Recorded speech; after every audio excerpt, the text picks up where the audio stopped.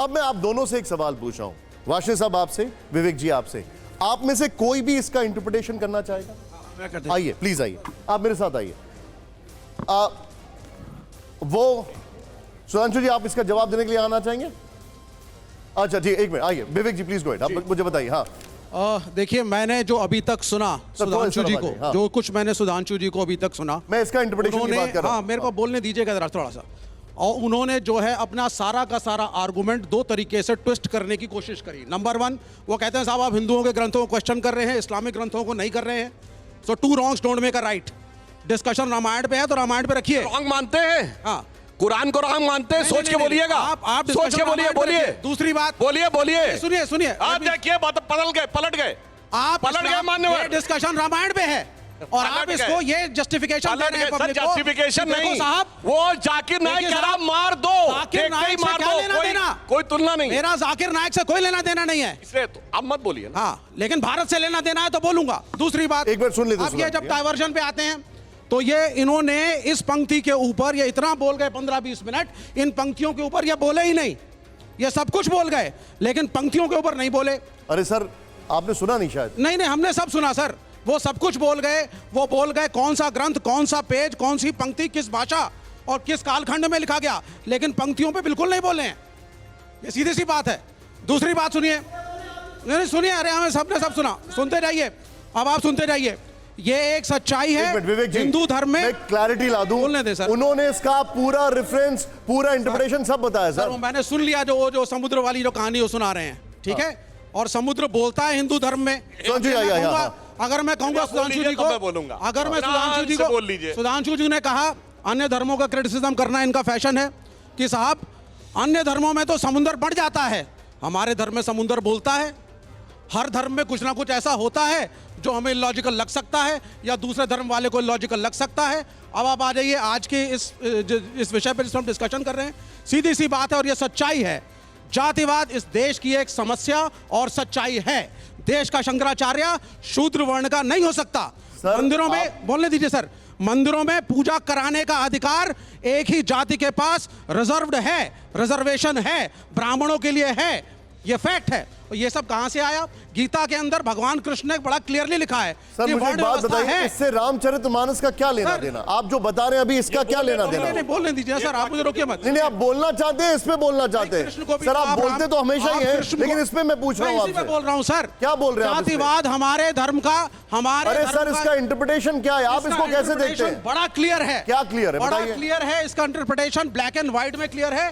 शूद्र, पशु और नारी जो है, इसको ताड़ना के अधिकारी, आप इनको इंफीरियर समझते थे उस कालखंड में। ये क्लियर बात है। अच्छा, एक मिनट होल्ड करिए। अब मैं एक बाइन बोलूं? मैं कृष्ण भगवान का कुछ कोट करना चाहूंगा। अरे हो गया भाई, गीता के अंदर नहीं हो गया। नहीं, कृष्ण भगवान पर कोट कर रहे हैं, नोट किया जाए तो मैं इसका उत्तर दूंगा। हमको कोट करेंगे। कृष्ण भगवान पे कोट कर रहे हैं, मैं नोट किया जाए। भगवत गीता के अंदर वर्ण व्यवस्था को जस्टिफाई किया गया है। पहली चीज, भगवत गीता के अंदर इंटर रिलीजियस मैरिजेस को क्रिटिसाइज किया गया है। भगवत गीता के अंदर कहा गया है कि अगर देश की औरतें अन्य जातियों के अंदर विवाह करेंगी तो धर्म का नाश होगा। ये हमारा धर्म, ये इसमें लिखा हुआ है। तो इसमें अगर लिखा हुआ है तो लिखा हुआ है। अगर किसी को मानना है तो मानने, जिसको नहीं मानना है वो ना माने। लेकिन आप उसको आउट ऑफ द वे जाकर के अगर जस्टिफाई करेंगे तो गलत है। अंबेडकर साहब परेशान होकर के बौद्ध धर्म अपनाया। रामचरितमानस पे पूछ रहा था, आप भगवत गीता चले गए। अब दे दिया, तब अब एक रुक जाइए। मैं बोलूं? हाँ बताइए। देखिए, विवेक जी कम्युनिस्ट पार्टी के हैं, वाशर जी कम्युनिस्ट पार्टी के हैं। कम्युनिस्ट पार्टी का ऑफिशियल स्टैंड है, मैंने इसीलिए कहा था भगवान कृष्ण का इसमें कम्युनिस्ट पार्टी बोलेंगे, नोट किया जाए। कम्युनिस्ट पार्टी का ऑफिशियल स्टैंड, देखिए मैं आप बोले तो मैंने डिस्टर्ब, ठीक है, बोलिए सर, बोलिए। कम्युनिस्ट पार्टी का ऑफिशियल स्टैंड है धर्म एक अफीम है। ये अफीम पे बोल रहे हैं।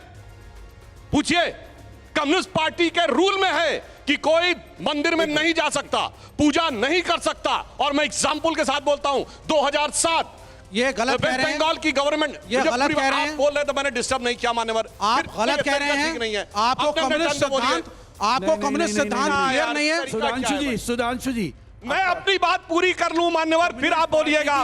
अरे भाई, मैं पूरी तो वाशे साहब, विवेक जी एक मिनट। आप सब लोग जब बोल रहे थे वो चुप थे। मैं एकदम शांति से देखिए, उठते चले आते हैं। वाशे साहब वो बोल रहे थे। एक सेंटेंस, कम्युनिस्ट पार्टी कहती है पूंजीवादी समर्थक दल धर्म को अफीम की तरह प्रयोग करते हैं और आप राम मंदिर और ये राम मत को महंगाई बेरोजगारी से ध्यान भटकाने के लिए अफीम की तरह प्रयोग कर रहे हैं। सर ये पॉलिटिकल डिबेट नहीं है, ये फैक्ट है। ये पॉलिटिकल डिबेट पॉलिटिक्स देश चलाती है। अरे क्या बात करते हो, महाभारत कहती है कि भारत राजनीति देश एक चलाएगी। मिनट सर, ये डिबेट राजनीति देश चलाएगी। ये डिबेट अरे क्या बात करते हो आप? अरे मैं यही बात कर रहा हूं। सबसे बड़ी राजनीति है। यही पॉलिटिकल डिबेट नहीं है सर। आप बैठिए एक मिनट, इसका क्या मतलब है? गंवार, शूद्र, पशु, नारी की इंपॉर्टेंस कहां घटी? जैसे जैसे उसके आर्थिक अधिकार छीन लिए गए, वैसे वैसे उसकी सामाजिक पराधीनता बना दी गई। उसी प्रकार से शूद्रों की अवैश्यकी बनाई गई। आप इसको कैसे धर्म में विश्वास करते हो कि नहीं? राजा ने यह क्यों कहा कि यही पुजारी होगा? और पुजारी कहता था यही राजा होगा। जैसे आपके मोदी जी कहते हैं मैं प्राइम मिनिस्टर रहूंगा, उनके बारे में मत बोलेंगे, यहाँ आ जा रहे हैं, कॉन्फ्लिक्ट वो कर रहे हैं। मैंने सिर्फ एक बात कही, सुनिए।